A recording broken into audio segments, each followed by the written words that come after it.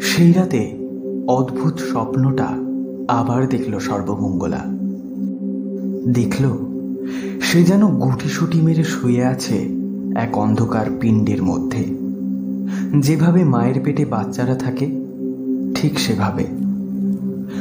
যতদূর চোখ যায় চারিদিকে দাও দাও করে জ্বলছে বড় বড় সব চিতা। তাদের আকাশ ছুঁই ছুঁই লেলিহান শিখা দেখলে মনে হয় যেন স্বর্গ মর্ত পাতাল সব গ্রাস করতে উদ্যত সেই আগুন।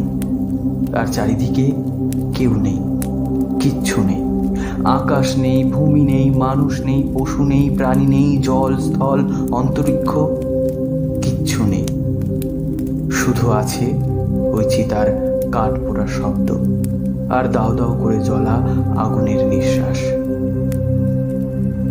ধীরে ধীরে মাথা তুলে উঠে দাঁড়ালো সর্বমঙ্গলা। নিজের দিকে তাকিয়ে অবাক হয়ে গেল সে। তার পরনের শাড়ি কই? এই বাকছাল তাকে কে পরিয়ে দিল? তার দুই বাজুতে দুটি সাপ জড়িয়েছে কেন? দুই পায়ের গোছে দুটি সাপ এলো কোথা থেকে? একটি কালনাগিনী তার মাথার ওপর ফনা উঠিয়ে আছে কেন?